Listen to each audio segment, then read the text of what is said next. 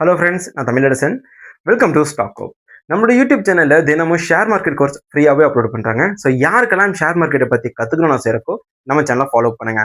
And then இந்த வீடியோவில் நீங்கள் ஃபஸ்ட் டைம் நம்ம சேனலுக்குள்ளே வரீங்கன்னா இந்த வீடியோ பாஸ் பண்ணிட்டு சாப்டர் 1லேருந்து பாருங்க. ஏன்னா இன்னைக்கு சாப்டர் 83 பார்க்க போறாங்க. இதில் ஷேர் மார்க்கெட்டில் ஏன் மக்கள் ஃபெயில் ஆகுறாங்க, ஈவன் எக்ஸ்பீரியன்ஸ் ட்ரேடர்ஸ் கூட எந்தெந்த இடத்துல ஃபெயில் ஆவாங்க, நீங்கள் எந்தெந்த இடத்துல வந்து கவனமாக இருக்கணுன்ற விஷயங்களை வந்து பார்க்க போகிறோம். ரொம்ப யூஸ்ஃபுல்லாக இருக்கும். ஸோ இதை பாருங்க. அண்ட் தென் சாப்டர் 1லேருந்து பார்க்க ட்ரை பண்ணுங்க. ஏன்னா இது 100 சாப்டர்ஸ் கொண்ட ஒரு கோர்ஸ். நீங்க வெளியே போய் கத்துக்கிட்டாலும் இந்த அளவுக்கு எலாபரேட்டா உங்களுக்கு வந்து கத்துக்க முடியாது. யூஸ்ஃபுல்லா இருக்கும். ஸோ முடிஞ்ச ஒரு 4 பேருக்கு ஷேர் பண்ணுங்க. ஓகே ஃப்ரெண்ட்ஸ், இந்த வீடியோவை 2 அர்த்தத்துல நீங்க எடுத்துக்கலாம். ஒன்று என்னன்னு பார்த்தீங்கன்னா, நீங்க ஷேர் மார்க்கெட்ல புதுசா இருக்கீங்க, நிறைய தடவை வந்து லாஸ் பண்ணிட்டு இருக்கீங்க, எப்படி ப்ராஃபிட்டா மாறுதுன்னு தெரியாம இருக்கீங்க அப்படின்னா நீங்க கத்துக்க வேண்டிய சில விஷயங்களும் எடுத்துக்கலாம். இல்ல ட்ரேடே பண்ணதில்ல, இப்பதான் ஷேர் மார்க்கெட் வந்து கத்துக்கிட்டு இருக்கேன் அப்படின்னா நீங்க சக்சஸ்ஃபுல்லான ட்ரேடரா இருக்கிறதுக்கு எதை ஃபாலோ பண்ணணுன்றதையும் கத்துக்கோங்க. ஓகே, ரொம்ப யூஸ்ஃபுல்லா இருக்கும். ஸோ ஒரு 10 விஷயங்கள் கிட்டத்தட்ட நம்ம பார்க்க போறோங்க. ஒன்று, entry point. Friends, share market எப்படி பார்த்தீங்கன்னா டிமாண்ட் அண்ட் சப்ளை இதில் தான் இயங்கிட்டு இருக்கு. ஸோ ஒரு பொருளுடைய விலை கம்மியாக இருக்கும்போது டிமாண்ட் அதிகமாகும், மேலே போகும்போது சப்ளை அதிகமாக இருக்கும். அதாவது நிறைய பேர் வந்து விற்க ஆரம்பிப்பாங்க. ஸோ மறுபடியும் கீழே வரும். ஸோ இது கூட தான் போயிட்டு இருக்கு. ஸோ இந்த மாதிரியான ஏரியாக்களில் நீங்கள் வந்து என்ட்ரி பாயிண்டர் ரொம்ப கவனமாக இருக்கணும். ஒரு பில்டிங் கட்டுறோம்னா அதுக்கு ஃபவுண்டேஷன் தான் முக்கியம். ஒரு எஜுகேஷன் எடுக்கணும் அப்படின்னா கெரியர் எந்த மாதிரி உங்களுக்கு என்ன வரும்ன்றது தெரிஞ்சுக்கிட்டு அது மாதிரி பண்றது பெட்டர். அதே மாதிரி தான் ஒரு என்ட்ரி பாயிண்ட். என்னதான் உங்ககிட்ட சூப்பரான ஸ்ட்ராட்டஜியும் நல்ல ட்ரேடிங் செட்டப்பும் இருந்தாலும், இல்லை ஒரு ஆப்பிள் மேக் புக்லேயே நீங்கள் அனலைசிஸ் பண்ணாலும், இந்த என்ட்ரி பாயிண்ட் சரியா பண்ணி அதை எக்ஸிக்யூட் பண்ணலன்னா டோட்டலா வேஸ்ட். ஒரு 306 ரூபால ஒரு ஸ்ட்ராட்டஜி இருக்கு என்ட்ரி எடுக்க சொல்லுது அப்படின்னா அதுல தான் எடுக்கணும். மிஞ்சி போனா ஒரு 307 308 எடுக்கலாம். 315 312 ரூபாயில போய் எடுத்தீங்க அப்படின்னா அது தவறு. ஏன்னா இங்க பாருங்க, என்ட்ரி வந்து உங்களுடைய நீங்க வந்து ஒரு ட்ரேடிங் செட்டப் வச்சிருக்கீங்க, குறிப்பிட்ட ஸ்டாக் வந்து 306 ரூபாயில பை பண்ண சொல்லுது, ஸ்டாப் லாஸ் 295 ரூபாயில இருக்கு. ஸோ இப்போ இதுக்கும் வந்து பார்த்தோம்னா கிட்டத்தட்ட 3.5% ஸ்டாப் லாஸ். ஸோ ரிஸ்க் வந்து 3.5%. இதுவே 315 ரூபா போகும்போது நீங்க பை பண்ணீங்க அப்படின்னா எத்தனை பர்சன்டேஜ் பாருங்க, 7%. ஓகே, இப்போ ஒரு பங்குக்கு 9 ரூபாய் ஜாஸ்தி ஆனதுக்கப்புறம் நீங்க வாங்கியிருக்கீங்க. ஓகே, வாங்குறது பிரச்சனை இல்லை. ஒரு டார்கெட் வந்து அச்சீவ் பண்ணுதுன்னா உங்களுக்கு ப்ராஃபிட் தான். பட் ரிவர்சல் ஆகி கீழே ஸ்டாப் லாஸ் ஹிட் ஆச்சு அப்படின்னா 7% நஷ்டமாகும். இந்த 7% நஷ்டத்தை நீங்க ஈடு கட்டுறதுக்கு 10% லாபம் பண்ணாதான் 7% நஷ்டம் கரெக்டா வரும். 10 ரூபாயில வந்து லாஸை முடிக்க வேண்டிய இடத்துல 14 ரூபாயில லாஸை முடிச்சிங்க அப்படின்னா இதை ரெக்கவர் பண்றது கஷ்டம். ஸோ அதை பார்த்துக்கோங்க. என்ட்ரி பாயிண்ட் ரொம்ப முக்கியம். Second, stop loss. Stop loss அப்படிங்கிறது ரொம்ப சிம்பிளான விஷயம், ஆனால் ரொம்ப எஃபெக்டிவ். எப்படின்னா, சின்ன லாஸ், ஸ்மால் லாஸா முடிய வேண்டிய விஷயத்த பிக் லாஸா கொண்டு போய் விட்டுரும். நம்ம ஹெல்த்ல நிறைய பேர் கான்சன்ட்ரேஷனா இல்லாம வேலைன்னு பார்த்துட்டு இருப்பாங்க. திடீர்னு பார்த்தா ஒரு பெரிய செலவு வந்து அவங்க சேவிங்ஸ் எல்லாமே கரைஞ்சிட்டு போயிடும். அந்த மாதிரியான ஒரு விஷயம் தான் ஸ்மால் லாஸை பிக் லாஸா மாத்துறது. இதுக்கு நம்ம பண்ற எஃபர்ட்ஸ் எதுவுமே கிடையாது, வெயிட் பண்றது மட்டும்தான். நீங்க வந்து ஒரு 295 ரூபாயில ஸ்டாப் லாஸ் வச்சிருக்கீங்க, ஓகேவா? ஹிட் ஆச்சு அப்படின்னா ஃபர்ஸ்ட் அது ஏன் ஹிட் ஆச்சுன்றத ரீசன் பார்க்கணும், ஓகேவா?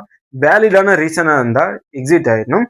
அண்ட் தென் அந்த இடத்துல ஹோல்டு பண்றதுக்கும் சில ரீசன்ஸ் இருக்கு. ஏன்னா பேசிக்கா ரிட்டல் ட்ரேடர்ஸ் எங்க ஸ்டாப் லாஸ் வச்சிருப்பாங்களோ அந்த இடத்துல வந்து இன்ஸ்டிடியூஷனல் பையர்ஸ் செல் பண்றது வாடிக்கை தான். செல் பண்ணி விட்டுட்டு ஒரு இப்போ 295 ஸ்டாப் லாஸ் வச்சிருப்பாங்கன்னா அவங்களுக்கு தெரியும். ஸோ 290 வரைக்கும் இறக்கிட்டு மீண்டும் பை பண்ணுவாங்க. ஸோ நீங்க ஃபர்ஸ்ட் கணிச்ச மாதிரி அது நல்ல பேஸ்ல போனாலும் உங்களுக்கு ஸ்டாப் லாஸ் ஹிட் ஆகி லாஸ் ஆகியிருக்கும். ஸோ இந்த மாதிரி சீனியரால் நம்ம எதுவுமே பண்ண முடியாது. அது கொஞ்சம் எக்ஸ்பீரியன்ஸ் ஆகும்போது நீங்க கண்டிப்பா இந்த ஸ்டாப் லாஸ் மெத்தட் வந்து கத்துப்பீங்க. பட் பிகினர்ஸ் பண்ண வேண்டியது, உங்களுடைய ட்ரேடிங் செட்டப் வந்து ஒரு ஸ்டாப் லாஸ் சொல்லியிருக்குன்னா அதை ஃபாலோ பண்ணுங்க. அந்த இடத்துல லாஸை வந்து கட் பண்ணிடுங்க. அதை விட்டுட்டு இன்னும் கொஞ்ச நாள் ஹோல்டு பண்ணா ஒரு ஷேர் வந்து மேலே போயிடும், நம்ம லாபத்தை வந்து அதிகப்படுத்தலாம்னு சொல்லி தவறான இடத்துல வந்து ஹோல்டு பண்ணாதீங்க. விழுகிற கத்தியை பிடிக்கிறதுக்கு சமம் தான் ஸ்டாப் லாஸ் முடிஞ்சதுக்கு அப்புறம் ஒரு ஷேரை பிடிக்கிறது. ஸோ சின்ன லாஸை பெரிய லாஸாக மாற்றக்கூடாது. இது ரூல்ஸ்ன்னு கூட நீங்கள் எடுத்துக்கலாம். And then ignoring trend. Share மார்க்கெட்டில் அக்குமுலேஷன் ஸ்டேஜ்னு இருக்கு. இந்த இடத்துல தான் பையிங் வந்து நடக்கும். அதுக்கப்புறம் அக்சலரேஷன் ஸ்டேஜ்னு இருக்கு, ஃபாலிங் ஸ்டேஜ்னு ஒன்று இருக்கு. ஸோ இந்த மாதிரி ஒரு சைக்கிள், ஷேர் மார்க்கெட் சைக்கிள்ஸ்னு ஒன்று இருக்கு. அதை தெரிஞ்சுக்கங்க. வெறுமனே புல்லிஷ் ட்ரெண்டு, பேரிஷ் ட்ரெண்ட் அதுக்கு பின்னாடி நம்மளால ஓட முடியாது. ட்ரெண்ட் எப்படி போயிட்டு இருக்குன்னு பாருங்க. ஒரு நல்ல சேயிங் இருக்கு friends, trend is your friend. ஓகேவா? எப்பவுமே மேஜரான ட்ரெண்டுக்கு அகைன்ஸ்டா நீங்க ட்ரேட் பண்ணவே கூடாது. பேசிக்கா பாத்தீங்கன்னா, நான் ஒரு நெகட்டிவான நியூஸ் வந்தது அப்படின்னா 2 இல்ல 3 நாட்களுக்கு நான் அனாலிசிஸே பண்ண மாட்டேன். ஏன்னா எந்த மாதிரி ஷாக்கா இருந்தாலும் ஒரு 3 நாள் வெயிட் பண்ணோம்னா அந்த ஷாக்கோடைய அழுத்தம் குறைஞ்சு மார்க்கெட் வந்து நார்மலுக்கு வந்துடும். இல்லைன்னா நமக்கு ஒரு பேசிக்கான ஒரு ஐடியா கிடைக்கும். ஓகேவா? ஸோ ப்ரெஷரான மார்க்கெட்ல நம்மளால எதிர்நீச்சல் அடிக்கலாம்னு போனீங்கன்னா அடையில அப்படியே அடிச்சுட்டு போயிருவீங்க. ஸோ அதனால ட்ரெண்டை வந்து இக்னோர் பண்ணாதீங்க. கிரீடு. இது எந்த மாதிரி இடத்துல நடக்கும்னா, 100 ரூபாயில இருக்க ஷேர் 200 ரூபாய்க்கு போன உடனே எல்லாரும் மனசுல ஒரு கிரீட் இருக்கும். அந்த கிரீடுக்கு காரணம், 100 ரூபாயில இருக்கும்போது வாங்கியிருந்தோம்னா 100% நமக்கு ப்ராஃபிட் வந்து கிடைச்சிருக்கும், டபுள் மடங்கு லாபம் கிடைச்சிருக்கணும்ன்ற ஒரு எண்ணம். அதெல்லாம் என்ன பண்ணுவாங்க, ஒரு பங்கு 100ல இருந்து 200 போயிட்டு 200ல இருந்து அப்படியே ஏற ஆரம்பிக்கும் போது இங்க மிஸ் பண்ணவங்க எல்லாருமே சேர்ந்து இந்த இடத்துல பை பண்ணுவாங்க. அப்படி பை பண்ணும்போது அந்த இடத்துல ஒரு பேராசைன்ற விஷயம் இருக்கு. அப்போ ஒரு 10% இந்த பங்கு இறங்குனாலும் வாங்கலாம், இறங்க வாங்கலான்ற ஒரு ஆசை. ஏன்னா பேராசை வந்து பார்த்தீங்கன்னா யாரும் விடாது. ஸோ இந்த இடத்துல வந்து வாங்க ஆரம்பிச்சுட்டே இருப்பாங்க. இது இன்ஸ்டிடியூஷனல் பையர்ஸுக்கு, மியூச்சுவல் ஃபண்ட்ஸ்க்கு எல்லாருக்குமே தெரியும். இந்த இடத்துல மக்கள் வாங்க ஆரம்பிச்சிட்டாங்க, இந்த இடத்துல நம்ம வித்தரலாம் அப்படின்ட்டு. ஸோ நிறைய ரிட்டெயில் ட்ரேடர்ஸ் வாங்க ஆரம்பிக்கும் போது அவங்க ப்ராஃபிட் புக் பண்ணிட்டு வெளியே வந்துருவாங்க. இப்போ ரிட்டெயில் ட்ரேடர் என்ன பண்ணுவாங்க, எஸ்பெஷலி பிகினர்ஸ் என்ன பண்ணுவாங்கன்னா, பங்கு இறங்க அவங்க கிட்ட இருக்க எல்லா பணத்தை போட்டு ஆவரேஜ் பண்ணிட்டே இருப்பாங்க. அப்படி பண்ண ஒரு கட்டத்துல அவங்க கிட்ட இருக்க காசு எல்லாம் அதுல போய் முடங்கிரும். அப்படி முடங்கினதுக்கு அப்புறம் அவங்க ஷேர் மார்க்கெட்டை வெறுத்துருவாங்க. ஸோ பிகினர்ஸ் கிரீட் படவே கூடாது. பேராசை பண்ணி ஒரு ட்ரேட்ல என்ட்ரி எடுத்து லாபம் பண்ணிடலாம் அப்படின்னு நினைக்கவே கூடாது. அளவான லாபம் எடுக்க பார்க்கணும். Fear of missing out, FOMO. இதுல வந்து கிரீட் இருக்கு, பயம் இருக்கு, எல்லாமே. ஒரு பொருளை வந்து நம்ம விட்டுருவோமோ அப்படின்ற ஒரு எண்ணத்துல தான் அதோட டிமாண்ட் வந்து ஜாஸ்தி ஆக்குது. இந்த ஒரு பயத்தையும் நீங்க வந்து விட்டுறணும். 6வது பொசிஷன் சைஸ்னிங்.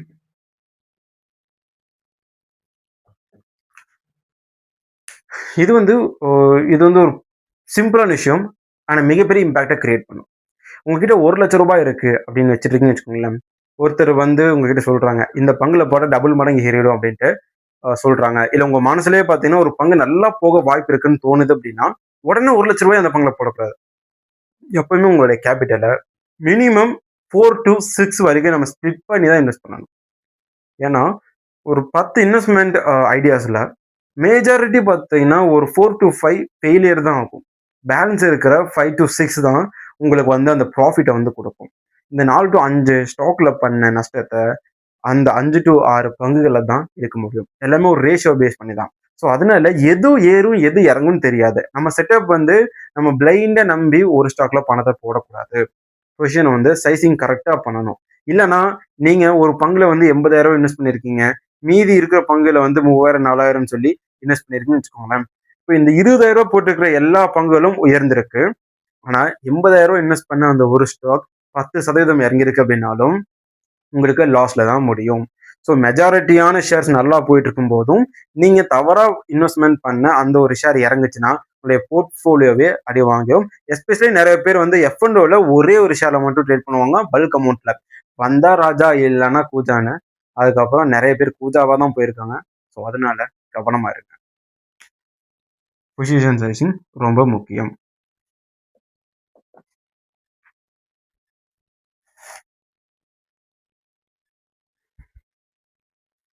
Lakh of patience.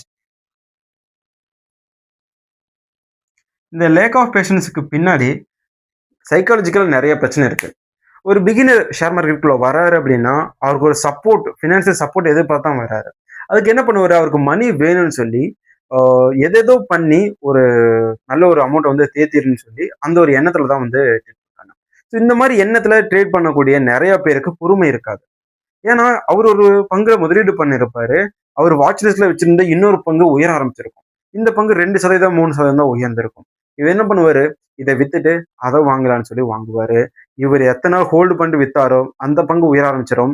இவ்வளவு நாட்களா ஏறிட்டு இருந்த பங்கு இறங்க ஆரம்பிச்சிரும். ஏன்னா இவரு வந்து கிரீட் ஆசைப்பட்டு அதிகமா உயர்ந்த பங்குல பணத்த வந்து போட்டிருப்பாரு. ஸோ ப்ராஃபிட் புக்கிங்ல மாட்டிப்பாரு. ஆனா இவரு எப்போ வந்து ஒரு 1% 2% உயருதுன்னு சொல்லி வித்தாரோ, அந்த பங்கு உயர ஆரம்பிச்சிருக்கும். ஸோ இதுதான் பேஷன்ஸ், பொறுமை இல்லாம. இது வந்து வாங்குறதுல, ஹோல்டிங் பண்றதுல பொறுமை இல்லாம இருக்கிறத குறிக்குது. ஸோ இப்படி பண்ணாலும் லாஸ் தான். இன்னொன்னு பார்த்தீங்கன்னா, ஹோல்டு பண்றதுல அ இன்னும் நல்ல உயர வேண்டிய பங்குல பாதியிலேயே கட் பண்ணி எடுத்துருவாங்க. ஆனா நஷ்டம் வர்ற பங்குல ரொம்ப நாட்களா ஹோல்டு பண்ணிட்டே இருப்பாங்க. ஏன்னா, நம்ம மக்களுக்கு வந்து பாசிட்டிவ்னஸ வந்து விடுறதுக்கு மனசே வராது. நெகட்டிவ்னஸ ஏத்துக்கிறதுக்கான பக்குவமும் இருக்காது. ஷேர் மார்க்கெட்ல இது கண்டிப்பா வேணும். ஒரு ட்ரேட் தப்பா போயிருச்சுன்னா, தப்பா போயிடுச்சு. ஒரு ட்ரேட் நல்லா போயிட்டு இருக்கு அப்படின்னா, நல்லா போகுது. ஹோல்டு பண்ணுவோம். இன்னும் ரிவர்சல் சிக்னல் வரல. ரிவர்சல் சிக்னல் வந்ததுக்கப்புறம் வெளிய வரலான்ற பொறுமை இருக்கணும். ஸோ, அந்த பொறுமை வந்து ஹோல்டிங் பண்ணும்போது சரியா இருக்கணும். அண்ட் தென் நஷ்டத்த ஏத்தும்போதும் பொறுமையா ஏத்துக்கணும். இத வந்து புரிஞ்சுக்கிட்டீங்கன்னா, நல்லா எர்ன் பண்ணுவீங்க. அடுத்தது பிளைண்ட்லி ட்ரஸ்டிங் கால்ஸ். இப்ப நெறைய பேர் டெலிகிராம்ல கால்ஸ் குடுக்க ஆரம்பிச்சிருக்காங்க. அவங்க எல்லாரையும் வந்து பிளைண்டா நம்புறது. பிளைண்டா நம்புறது ஏன்னா, பிகினர்ஸ்க்கு வந்து அந்த ஒரு புரிதல் இருக்காது. பங்குச்சந்தை எப்படி அடிப்படையா வந்து நகருது அப்படின்னு கூட தெரியாது. ஸோ அப்படி இருக்கும் பட்சத்துல யாராவது நான் உங்களுக்கு ஒரு 20% தரேன், 100% தரேன்னா நம்பிடுறாங்க. சில பேர் பெட்டராவும் பண்றாங்க. எல்லாருமே மோசமா பண்றாங்கன்னு சொல்லல. பட் 2, 3 கால்லயே உங்களுக்கு தெரிஞ்சிரும். அவர் வந்து எந்த அளவுக்கு ஒரு கேப்பபிலிட்டி இருக்கிற ஒரு பெர்சன் அப்படின்ட்டு. இவருடைய கால்ஸ நம்பலாமா வேண்டாமான்ற ஒரு ஐடியா உங்களுக்கு கிடைக்கும். இல்லன்னா நீங்க ஒரு பிரைம் குரூப்ல சேர்ந்துட்டீங்கன்னா, உடனே எல்லா கால்ஸையும் எடுத்து ட்ரை பண்ணணுன்ற அவசியம் கிடையாது. ஒரு 5, 6 கால ஃபாலோ பண்ணுங்க. இப்போ 1 வருஷ பேக் எடுக்குறீங்க அப்படின்னா, முதல் 1 மாசம் முழுக்க அவர் குடுக்குற கால்ஸ்ல ஒரு பேப்பர் ட்ரேட் பண்ணி பாருங்க. அவர் வந்து இண்டெக்ஸ் இந்த இடத்துல பை பண்ண சொல்றாரா? இல்ல கால் ஆப்ஷன் குடுக்குறாரா? இல்ல புட் ஆப்ஷன் குடுக்குறாரான்னு பார்த்துட்டு நோட் பண்ணி வைங்க. அதுக்கப்புறம் இந்த 1 மாசம் அவர் குடுக்குற அந்த மாரி ஒரு 5, 6 கால்ஸ வந்து பேப்பர் ட்ரேட்ல வந்து பாருங்க. அதுக்கப்புறம் அது நல்லா இருந்தது அப்படின்னா, நீங்க அவர ஃபாலோ பண்ணுங்க. இல்ல அது எல்லாமே நெகட்டிவா இருந்தது அப்படின்னா, நீங்க பரவால்ல. சப்ஸ்கிரிப்ஷன் அமௌண்ட் தான் போகும். அத போயிட்டு போனா போயிட்டு போகுதுன்னு சொல்லிட்டு வெளிய வந்துருங்க. ஏன்னா, பிளைண்டா கால்ஸ ட்ரஸ்ட் பண்றவங்க, இந்த டிப்ஸ குடுக்குறவங்க சம்பாதிச்சுட்டு போயிருவாங்க. இந்த டிப்ஸ வாங்கி நீங்க நஷ்டம் அடையக்கூடாது. அதுக்காக சொல்றேன். ஓகேங்க. அதுக்கப்புறம் 9வது விஷயம், நாட் லேர்னிங் ஃப்ரம் மிஸ்டேக்ஸ். பொதுவா தவறு பண்றது சகஜம். மனித இயல்பு தப்பு பண்றது. பட் தவறுலருந்து கத்துக்கிற ஒரு விஷயம் இருக்கு இல்லைங்களா? அதுதான் இம்பார்ட்டன்ட். ஒரு பூனை கூட நெருப்பு பட்டு அது கொலைச்சிருச்சு அப்படின்னா, அப்புறம் நெருப்பு பக்கத்திலேயே போகாது. அதே தான் பார்த்தீங்கன்னா நாய்க்கும். ஆனா மனுஷங்க மட்டும் ஏன் செஞ்ச தப்பே திரும்பி திரும்பி செய்றாங்க? அவங்களுக்கு 6 அறிவு இருக்கு. நான் ஃபர்ஸ்ட் சொன்னது எல்லாமே ஒவ்வொரு இடத்துல எல்லாரும் தவறு பண்ணக்கூடியது தான். ஒரு ட்ரேட்ல தப்பா என்ட்ரி எடுத்தாருன்னா, அது அப்படித்தான் ஆகும். செகண்ட் தடவ என்ட்ரி கரெக்ட்டா எடுக்கிறோமான்னு பார்த்து பண்ணணும். ஸ்டாப் லாஸ் ஒரு இடத்துல ஃபாலோ பண்ணலன்னா பெரிய லாஸா மாறும். பெரிய லாஸ் போயிட்டு போகுது. அடுத்த ட்ரேட்ல ஸ்டாப் லாஸ் கரெக்ட்டா ஃபாலோ பண்ணுங்க. ட்ரெண்ட் இக்னோர் பண்றீங்களா? பரவால்ல. அடுத்த டைம் ட்ரெண்ட ஃபாலோ பண்ணுங்க. கிரீடா பேராசைப்பட்டு அதிகமான பணத்த போட்டு வாங்கிட்டீங்களா? பரவால்ல. அடுத்த டைம் வந்து கம்மியான ஒரு அ முதலீட போட்டு ட்ரை பண்ணுங்க. இந்த மாதிரி எல்லா தப்புகளுமே நடக்கக்கூடியது தான். எல்லாருக்குமே நடக்கும். ஆனா நீங்க விடக்கூடாது. ஏன்னா ஒரு 10 காரணங்கள் இருக்கா? அந்த 10 காரணங்கள்லருந்து கத்துக்கிட்டாலே போதும். நீங்க அடுத்த டைம் அந்த தவறுகள் பண்ண மாட்டீங்க. ஏன்னா, ஒரு லைஃப்ல ஒரு 6 மாசம் கிடைச்ச எக்ஸ்பீரியன்ஸ வச்சு, லைஃப் ஃபுல்லா கிடைக்க வேண்டிய ஒரு பெனிஃபிட்ட நீங்க இழக்கக்கூடாது. ஸோ, இதனால பண்ண தவறுலருந்து கத்துக்க பாருங்க. எல்லாமே முடிச்சாச்சு. லாஸ்ட் பட் நாட் லீஸ்ட் அப்படின்ற மாரி 2 விஷயங்கள் இருக்கு. Emotional trading. எமோஷனல்னா என்ன? மார்க்கெட் கூட சண்டைக்கு போறது. எஸ். இங்க வந்து உங்களுக்கு போட்டி பங்குச் சந்தை கிடையாது. இங்க போட்டியே உங்களுக்கு நீங்க தான். ஷேர் மார்க்கெட்ல ஒரு பங்கு வாங்குறீங்க, இல்ல விக்கிறீங்க அப்படின்னா, அது உங்க கையில இருந்து எடுக்கக்கூடிய ஒரு முடிவு. நீங்க நெனச்சா வாங்குறத தடுக்கலாம். நீங்க நெனச்சா விக்கிறதையும் தடுக்கலாம். ஆனா பண்ண மாட்டீங்க. கடைசியில மார்க்கெட் மேல பழிய போடுவீங்க. நீங்க சரியா இருந்தீங்கன்னா கரெக்ட்டா நடக்கும். இன்னும் நெறைய பேர் ரிவெஞ்ச் ட்ரேடிங் வந்து பண்ணுவாங்க. ஓவர் ட்ரேடிங் பண்ணுவாங்க. ஸோ ஓவர் ட்ரேடிங்னா என்னன்னா, நமக்கு வந்து ஒரு ட்ரேட்ல ரூ. 100 கிடைக்குதுன்னா, 10 ட்ரேட்ல ரூ. 1000 கிடைக்கும். ஸோ 10 ட்ரேட் இன்னைக்கு பண்றோம். மினிமம் ரூ. 100 நம்ம ப்ராஃபிட் எடுக்கிறோம் அப்படின்ட்டு. பட் நீங்க நினைக்கிற மாதிரியே நடந்தாலும் அதிகமான அமௌண்ட் புரோக்கரேஜ்ல போகும். எஸ், ஒரு புரோக்கரேஜ் பார்த்தீங்கன்னா பை அண்ட் செல்லில் ஒரு மினிமம் 40 ரூபா போகும்.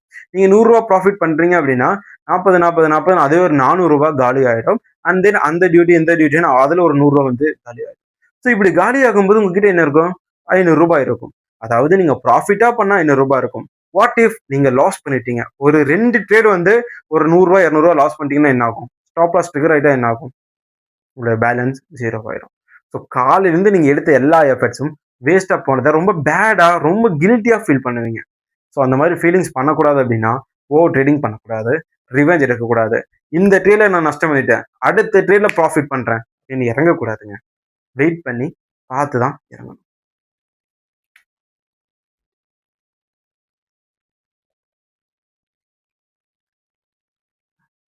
11வது,